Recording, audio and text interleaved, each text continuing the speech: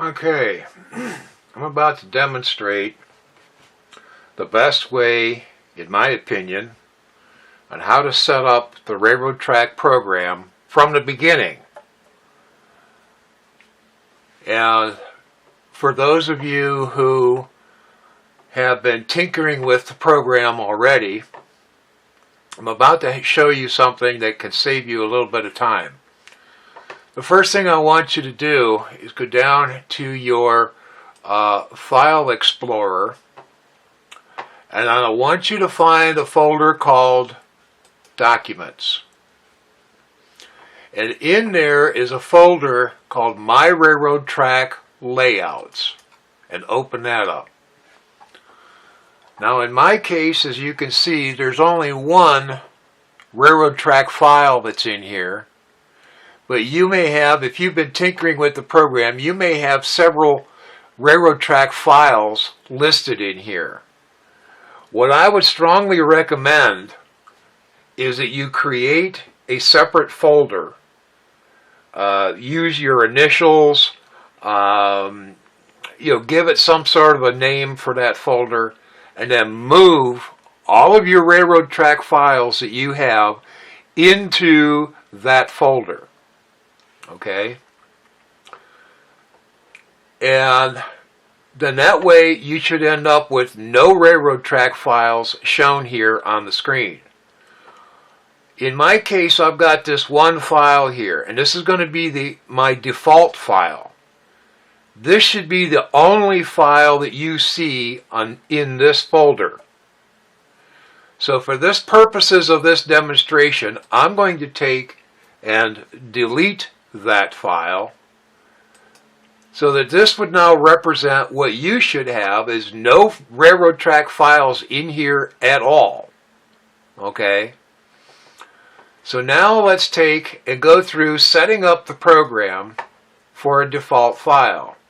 So let's open up the program to begin with. Now, as you can see at this point, there's no files listed in here at all, because you've either moved them into your separate folder, your own private folder, or whatever, and because there's no files being shown here in the Documents folder.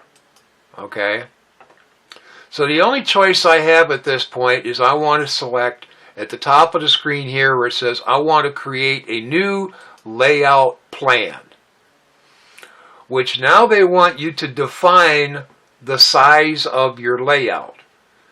Well, maybe you don't know the size of your layout just yet. You might sit back and say that, well, it's going to be this size and whatever. Let's forget about that for the moment. We want to set up a default file. In my situation, since I create custom track plans, I'm going to take and set the width of this to 24 feet. And I'm going to set the depth, which is the up and down portion of the screen, I'm going to set that to 12 feet. This is a setting that I find works best for me. You don't have to use this setting. You can use whatever settings you want. I'm just saying this is what I use to start with. So I'm going to click on Next. Now they want you to set the scale. Well, obviously we're working with O-gauge trains, so we want the O-scale setting. So say Next. Now they are asking you what type of a layout do you want. Do you want predefined layers, for your buildings, your track, scenery, and so on, which is what they recommend. And I would probably recommend it for anyone who's just getting started, myself, but they have layers in there that you'll probably never ever going to use, so I don't worry about it. I say to hell with that. I'm going to take and create a plain layout that has only one single drawing layer on it. Okay, so I'm not going to be having any predefined stuff that I have to edit and so on. Now I'm going to click on Next. They want you to define the shape of your layout. Well, eventually, like I mentioned, at least I think I mentioned, we're going to be creating a 4x8 layout once we're done with all of these settings. But they don't have a rectangle for a shape of a layout. They've got perimeters, top U shapes, and L shapes, and so on. But they don't have a rectangle. So I'm just going to go up here and select no predefined benches at the top and say next. Now they've given you a name of a layout called My Layout. That's just a suggested name. Okay, you can edit that and change it to whatever you want. But for my purposes, I've been using that name called My Layout as a default name for a default file that already has all of my settings already preset for me. So I'm just going to leave that alone and just say done. Okay. Now I can expand this out. You can see I've got a 12-foot tall, 24-foot wide screen that I'm working with. And if I was to, let's see, minimize that, if I go back to my documents layer or folder, you can see that there's now a file in here called My Layout that suddenly came up. Okay. So let's expand this back out again. But now before we save this to what I've got it saved as, because it's really not saved just yet, okay, we really need to define a few other things first. And the first thing we want to define is probably one of the most important settings ever. And that is down here at the bottom of the screen where you will find where it says snap. Click on that little up arrow there. And that snap setting should be set to 1 inch. You never ever want that setting to be set at none. If it's set at none, that's going to take and totally mess you up because track is not going to be placed square and straight on the screen. It's going to be at some funky oddball angle that you may not even want. I strongly recommend setting it at 1 inch to always start with. As you're working with your layout, you may need to change that setting to a smaller setting, but you never want to have this snap setting set to none. I very strongly recommend setting it at 1 inch. Now we want to go up and we want to go up to the options menu, come down and select layers. Let's take a look at our layers that we've got. We've only got one layer, which is our default layer. But I want a few other layers that they don't have in their predefined layers. So I'm going to come over here to the right side and I'm going to click on Add. And I'm going to give this layer a name called Walls. Now, why do I need a layer called Walls? Well, when I'm doing a custom track plan, I need to know the definition of the room. I want to create the room itself. I want to draw the walls. I want to show where the windows are at. I want to show where the door to the room is at. I want to show that there's maybe a permanently mounted bookcase or something like that that's mounted on a wall. I want to define all of that stuff so I can see exactly what space I've got left to work with, especially if the layout's going to be in a basement. Where are the walls in the basement? Where are there any support columns? I can place the support column on the drawing. I know that I need to work around the support column. Where is the furnace located? Where's the hot water tank? Where's your washer and dryer or any other permanent fixture that's in the basement? Let's create that in the layer called Walls so it defines the space, and now I can visually see what I've got to work with and what's going to be in my way that I might have to work around. So that's why I have a layer called Walls. Next, I'm going to want to have a layer for my mainline tracks. So let's add a layer, and I'm going to call this layer Track 1. And I'm going to give that, I'm going to click on on that name to highlight it. Come over to the right side here where it says Layer Colors, and I'm going to define that layer as being blue. So any track that's on that layer is going to be colored blue. But now there are many times that I have track plans that I do that have two main lines. So let's go up and add another layer called Track 2. And I'm going to define by highlighting it and coming over here, and let's give it a color of this like pink, or I think they actually call it magenta, so that we have that now defined. We also know that maybe we've got a bunch of post-war accessories. So let's have a separate layer for our accessories. So let's go to Add and just simply call it Accessories. Okay?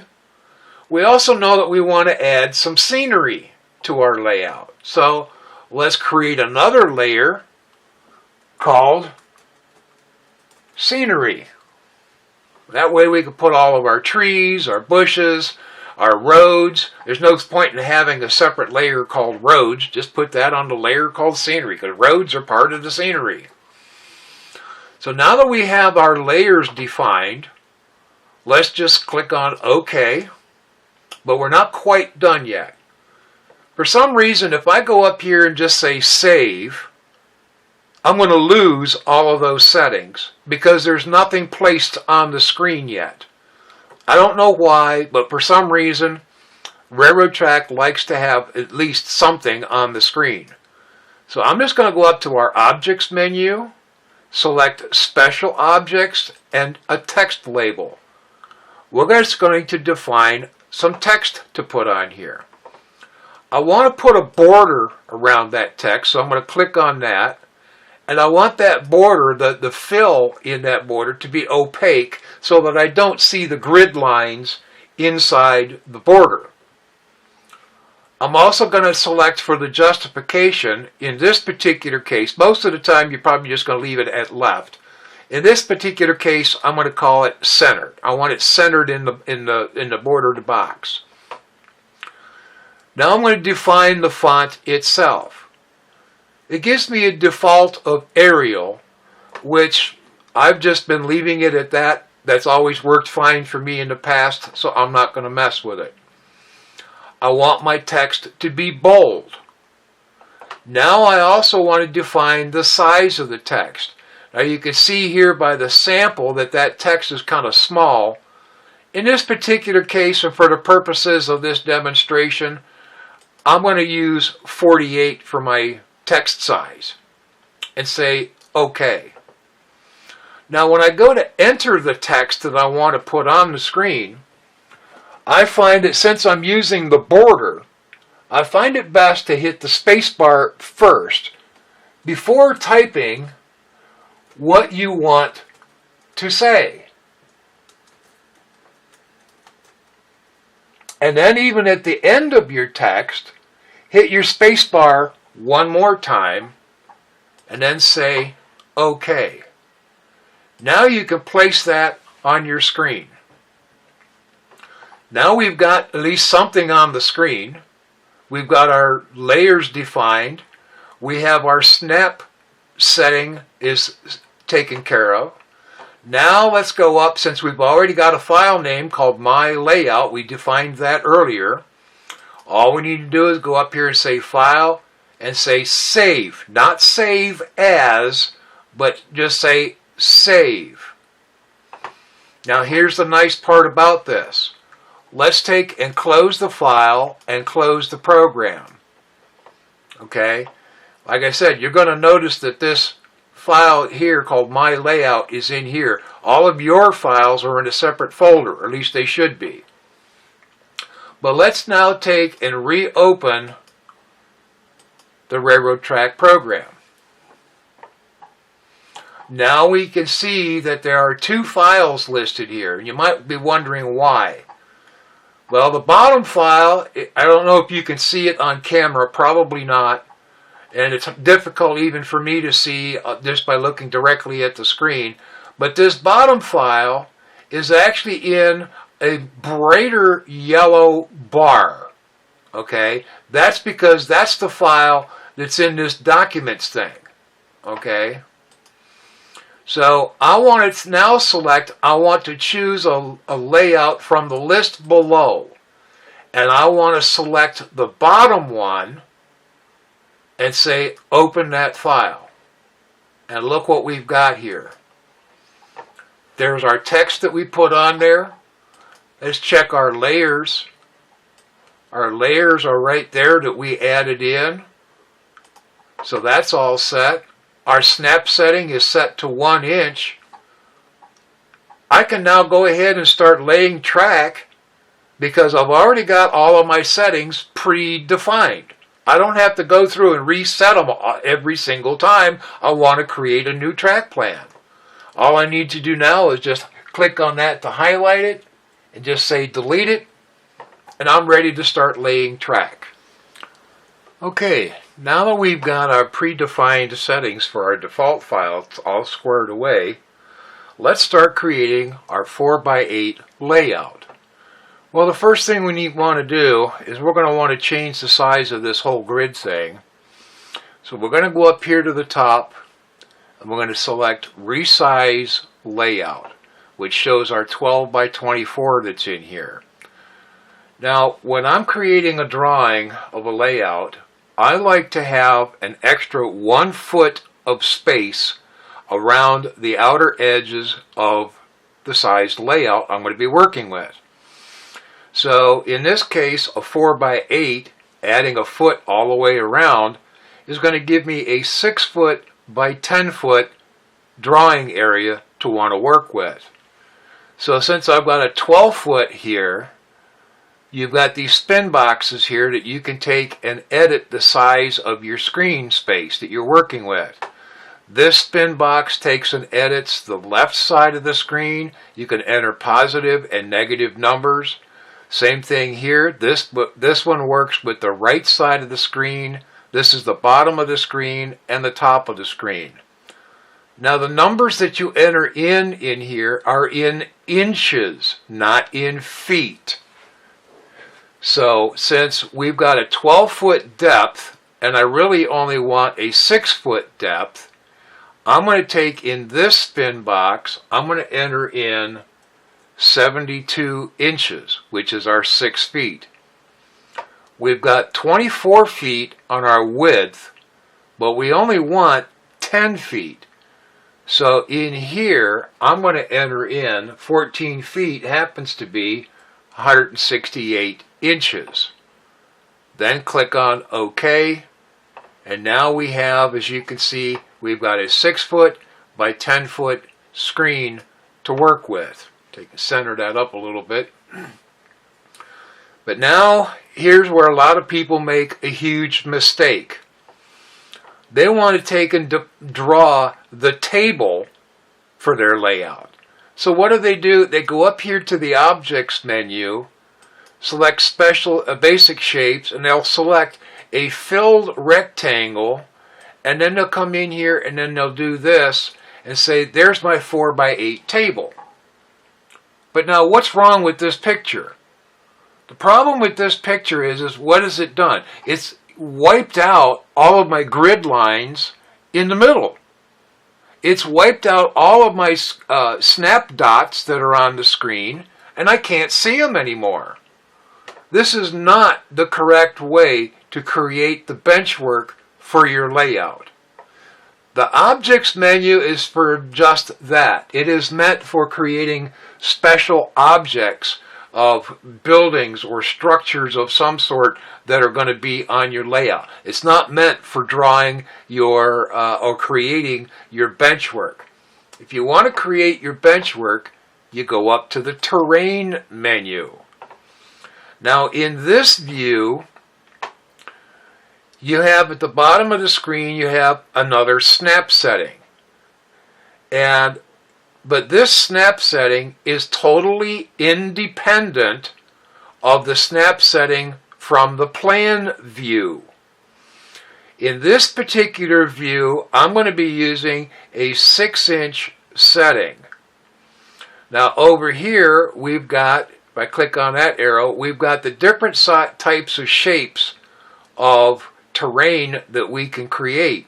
Obviously, we want to create a rectangle. So we're going to select that.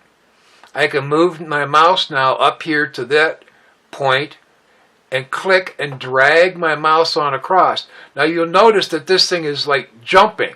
That's the 6 inches. The advantage of setting your snap at 6 inches in this case instead of 1 inch is that when you go to move from this top corner to this bottom corner, if this snap setting is set too small, you may not hit that intersection up there right on the spot or hit this one down here. So the size of your table isn't exactly 4 foot by 8 foot. So that's the advantage there. So now let's go back to our plan view. Now you can see that our green highlight that's in here. Now some of you may have a hatched fill that's on there. So let's take care of that. We're going to go up to our options menu, come down here to options, and then we're going to go to appearance tab. And on the right hand side here, you'll see it says terrain filling. You probably have it selected for hatched outline. I don't like that. I don't like the look of it. That's why I use the solid with no outline. Okay? So that's how you change that. So right now I'm all set and ready to start drawing some track. So the first thing I want to do is I want to go up to my library and select what type of track I want to use. In this case, I'm going to use the O-scale Lionel tubular track. So now I'm going to go up to my track menu, come down to where it says O straight, and come over and select a 10-inch straight. Now because my snap setting in this view is set to 1 inch, you'll notice that this track section moves around jittery in 1-inch increments. Now you always want to have your track at least 4 inches from the edge of the table. And this is where the snap setting helps you out to be able to set it, because you can, see that every dot on here is like every 2 inches, but you can move this track in between the dots, which would be every inch. So from right down here at the bottom edge, there's 1, 2, 3, 4 inches. I'm perfectly set for 4 inches. Alright, I don't have to guess at anything. It's already there. Now let's add some O31 curve track to this. So up at the track menu, select your curves, your O31 curve, and drop it in place. Now I could go back up to the track menu again, select curves, the O31 curve, and then come back and drop it in place. But there's a quicker and easier way. Since the last track that I placed on the screen was this curve track, all I have to do is move my mouse to an open area and double click. It automatically added another section of curve track to my mouse. All I need to do is move that tail end of that section to the other track, click to drop it, and there's my track. Now from here, I want to add another 10-inch straight and then 2 more curves. Well, I could go up here to the track menu, select the track, add it on in each individual piece. But there's a quicker and easier way. And that is to create a selection box around the track that I want to make a duplicate of. Because basically that's what this is. It's just a duplicate of what I want. So with my mouse over top of the track, I can right click on it, and in this menu select duplicate. Now here's part of the advantage of having that extra 1 foot of space. If this had been right to, if the screen had only been to the edge of the green, just that short little section right here would be all I would see of the track to know where it's at. There are times when this could actually go completely off the screen and you can't see it at all, and you're wondering, well, where's my track at? Alright, but anyways, now that that's highlighted, I can move my mouse over to the straight section, and using my left mouse button, I can click and hold that mouse button so that I can move this around to anywhere I want. Well, I'm going to move it so that the end of that straight track is right there by the curved track, and let go of my mouse, and there's my track. So now I've got that much created. Now I want to take and I want to add some straight track on here. And I'm going to add 6 pieces of straight track. My mouse is not cooperating with me here very well. To that.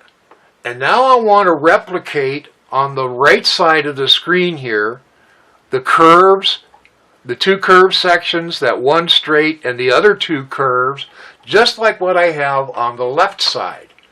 The best way to do that, I could go up to the track menu and individually put those tracks on there, but why do that? I can put a selection box around all of that to select it all, move my mouse over any one of those track sections, right click on it, and say duplicate.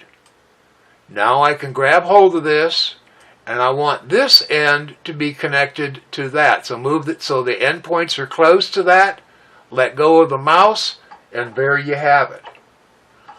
Now I can take and select all of those straights, say duplicate those, and move that down here, and there's my oval. So we've just created a simple oval on a 4x8 layout. Now let's modify this a little bit. Let's take those 3 straight sections and pull them out of there. Okay? What I want to do now is I want to add to the bottom left here, I want to add a piece of 031 curve track, but I don't want a full piece. All I want is like a half piece. But if you go up here to the track menu and you select curves, you'll notice that there is no half section of an 031 curve. But I can scroll down to the bottom here and I can say a custom cut curve. Now in this dialog box it has the different sized curves over here, so I want an 031 curve, which is already selected. Here is the angle, 45 degrees of curvature. Now I could take and highlight this and then enter in 22.5 degrees, or I can come down to these buttons, and here's a half button. I can click on the half and it automatically makes it 22.5 degrees. Say OK. There's my half section. Let's add it onto there. Now what I want is a 45 degree crossing. I'm going to go up to my track menu, come down to where it says special, and come over here and select a 45 degree crossing and put that on there. Okay. Now I need, on each of these other 3 corners of that crossing, I need this 22.5 degree curve. So all I have to do is right click on that curve, say duplicate it, and then I'm going to add it right there just like that. I'm going to do the same thing. I'm going to right click on that one, say duplicate it, move that track section down to there, and repeat that process for the last leg of that 45 crossing. Now from here I want to create 031 curves coming on around and coming back down onto this type of an angle. Well, here's 2 curves attached together already. I'm just going to duplicate those and put that on there just like that. Put a selection box around those 2 again, say duplicate them, and add those on. That was quick and simple, a lot faster than doing it one at a time. Now I want this end to come up and connect with a 90-degree crossing to this section here.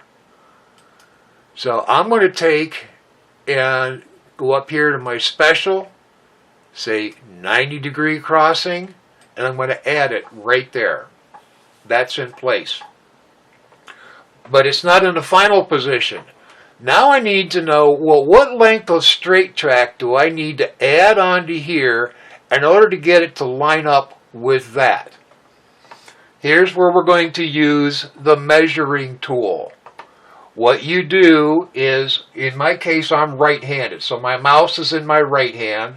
I'm going to use my left hand. I'm going to hold down the control key on my keyboard. I'm going to move my mouse down here to the end of this curve. I'm going to press and hold my right mouse button. You'll notice that my mouse now turned into like a little ruler. I'm going to move it up here to this end, at least close to that end of that 90 crossing. Let go of the mouse, and now I can let go of the control key. You'll notice that it drew this red triangle in here with these numbers. You've got 10.21 inches to go straight up to be even with the end of that. That's what we want. So I can come up here to the top right, that dialog box that showed up there, and I can say cut straight.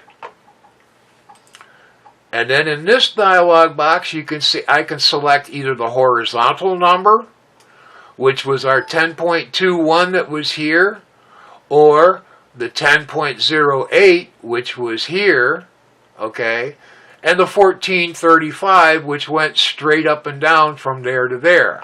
Well, we want the 10.21, so we're just going to say OK.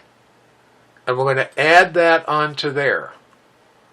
Now I'm going to click on my 90 crossing and move it down to here and attach it to that. Now we need to fill in this gap and make sure that these tracks are still lined up. Best way to do that, let's use the measuring tool again. Again, hold down the control key with your one hand, press and hold the right mouse button, move down to the opposite end, let go of the mouse button, and you'll notice that in the dialog here it shows that we have 0 inches in the one direction, which means we're perfectly lined up, and we have a gap of 10.08. So I'm going to say cut straight. Again, we've got our 10.08 already in there, or I could highlight that and type in any length that I want, but that's the length that I do want, so I'm just going to say OK and just drop it in there. Makes the perfect connection. Let's connect this down here at the bottom. Again, we'll use the measuring tool. We'll measure what that distance is. We've got 8.18. Okay, we've got a 0.01 right there. That's trivial. That's nothing. Now, there's two things I could do. I could go up here and just say, click on cut straight, or you have an option of stock track. I'm going to use the stock track this time.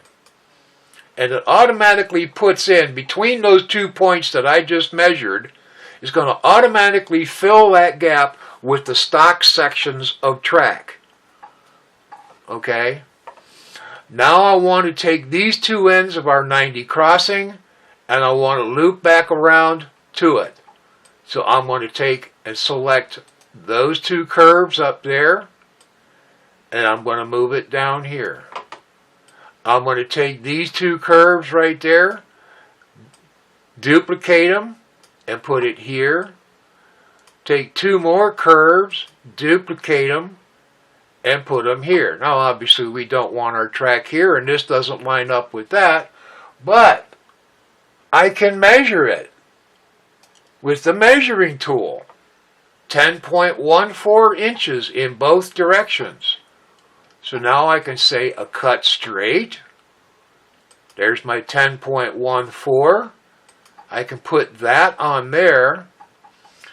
Then I can take and go around and I can select each and every one of these curve tracks to get it as one. And I could just move it up to here, so that's connected. Let's measure this. Let's make sure that this is still lined up. And it is. Got 0, 0, 10.14, just like what we had before. Just say cut straight, and boom, drop it in. Now let's take and do something with these 3 straight tracks that we took out. Let's take this curve section out, and this curve section out, and let's add a couple of switches. So we're going to go up here to our track menu, select turnouts. I'm going to grab the 031 right hand turnout and put it in there. And then I'm going to go back up here and I want to now select a left hand turnout to put at this end. Now let's just take these curves and move them down and attach them to that. Double click on these tracks here to highlight all of them, and then drag them down and attach it to the curve. Now I know I've got more than 10 inches there, so I'm going to say duplicate that to add another 10-inch piece in there. And I can see that this is much shorter than 10 inches, but we can measure that with our measuring tool and we come up with 5.86 inches. Just say cut straight, okay, drop it in. But now our track is outside of our table. Now I could try to move this down. Some people would say, well, I can move this down and put the track closer to the edge of the table. Yeah, you can do that. That's a stupid way of doing it in my book. That is really not the right way to do it. The right way to do it is to sit back and go back up here to our terrain view. Now I can take and edit this green box that we put on here by just simply clicking on it. You will notice that in each of the 4 corners there's a red dot. If I move my mouse up here to that dot, it says, my mouse changes and says edit point. Now, because our snap setting in this view is set to 6 inches, I can, with my mouse on that corner, I can press and hold my left mouse button to grab hold of that point and move it up 6 inches. And then just in any blank spot on the screen, just left click again to save it, and there you have it. Goes back to my plan view, and there our table is now 4.5 feet by 8 feet, and we've just created our first track plan. This just goes to show how simple and easy this program is to be able to change and edit some stuff. I can even take this curve out and delete it, take this curve out and delete it. I'm going to go over to this switch, right click on it, say duplicate, and put that switch in there. I'm going to do the same thing on the left side. I'm going to duplicate that switch and drop it in here. Now I'm going to take and say, let's duplicate a straight section to put it in there. And we're going to measure this across here. We got 10.4 inches. I'm going to say cut straight and just drop it in there. We've just added 2 more switches to the whole thing. I can add 2 more switches. I'm going to take that straight section out and this straight section out. I'm going to copy or duplicate that switch and put it there. I'm going to duplicate this switch and I'm going to put it here. Oh, look at that. We just added, we've got 6 switches now in here, but now I can take and run a train on this and I can reverse the direction of the train and then be able to reverse it back again. You don't believe me?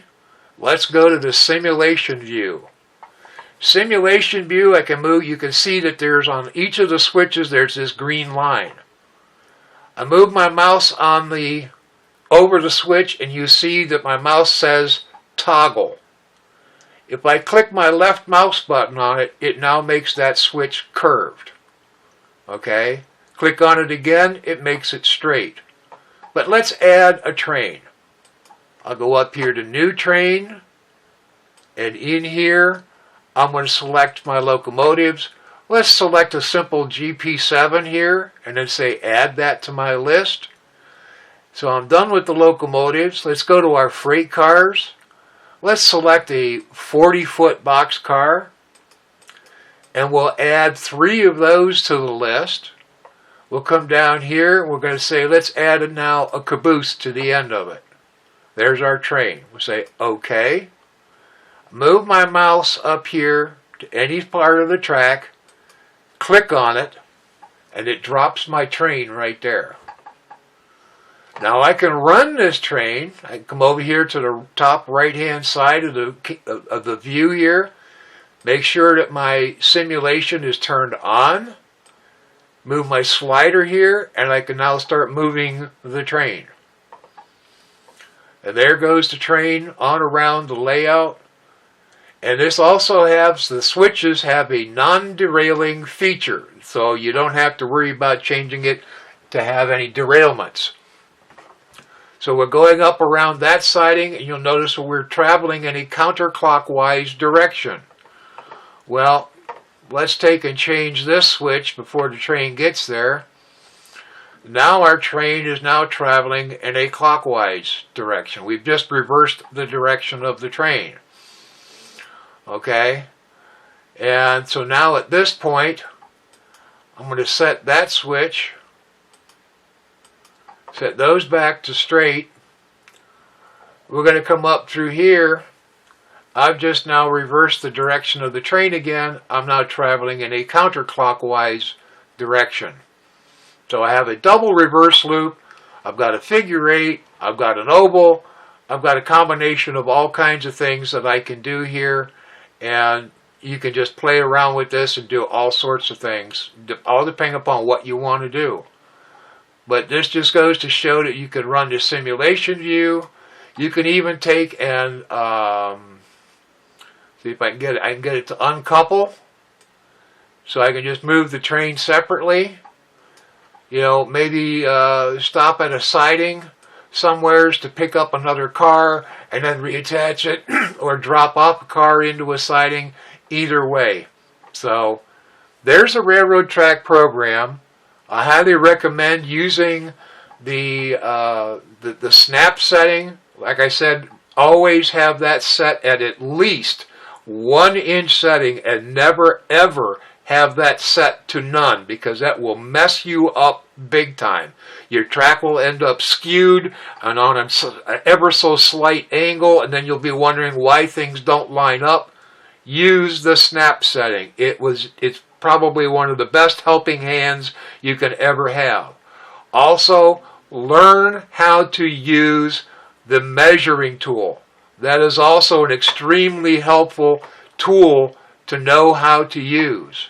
I can now go back to my plan view. I know that everything is going to work out good for me here. I can then save this, give it a different file name, but save that file name into a separate folder.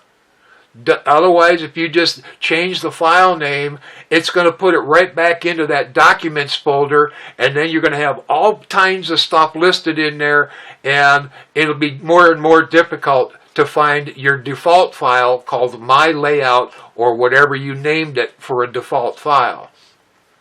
So I hope this is helpful to anyone out there, and if anyone has any questions, please feel free to get in touch with me. Be glad to help you out in any way I can. Happy railroading!